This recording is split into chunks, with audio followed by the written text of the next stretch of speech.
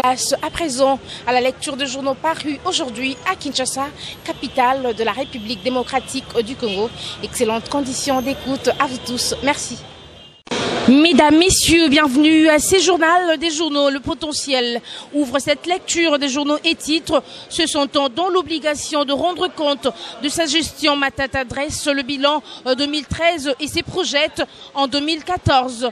Dans son argumentaire, le confrère écrit « Le Premier ministre Augustin Matata Ponyo Mapon a dressé le bilan, l'action gouvernementale de l'année 2013 déclinée en 3 points. C'était au cours d'un point de presse tenu le samedi 25 janvier devant un parterre des journalistes nationaux et étrangers. Encore une fois, la tradition qu'il avait instaurée a été respectée. Au journal de poursuivre de la situation politique, sécuritaire et diplomatique jusqu'à la situation générale du social des Congolais en passant l'économie et les finances du pays. Le Premier ministre s'est félicité du travail abattu par l'ensemble du gouvernement.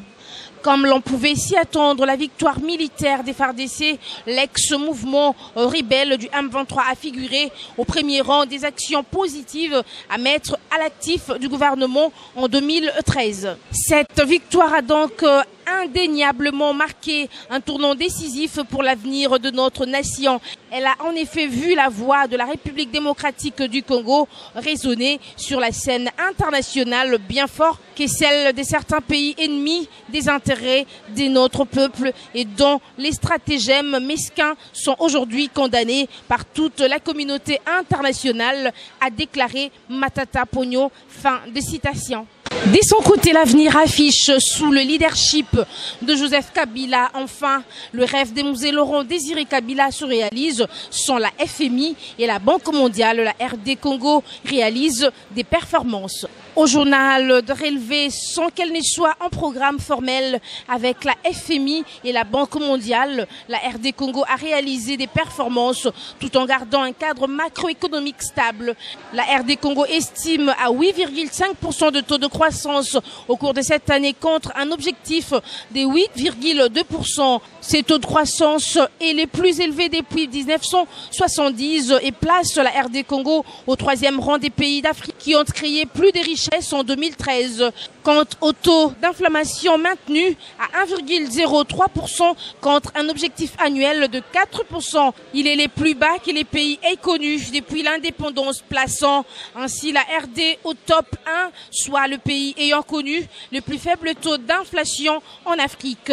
Enfin, le rêve de Musée Laurent Désiré Kabila est en train de se réaliser. Lui qui demandait jadis aux Congolais de s'organiser, de se prendre en charge pour leur propre développement.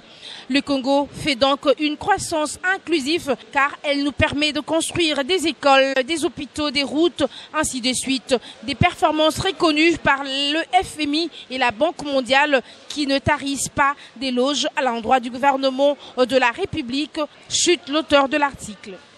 Changeons de chapitre pour parler société. Le même journal écrit en bas de sa une, un paradoxe plane, trop d'universités, peu d'emplois, beaucoup de jeunes au chômage.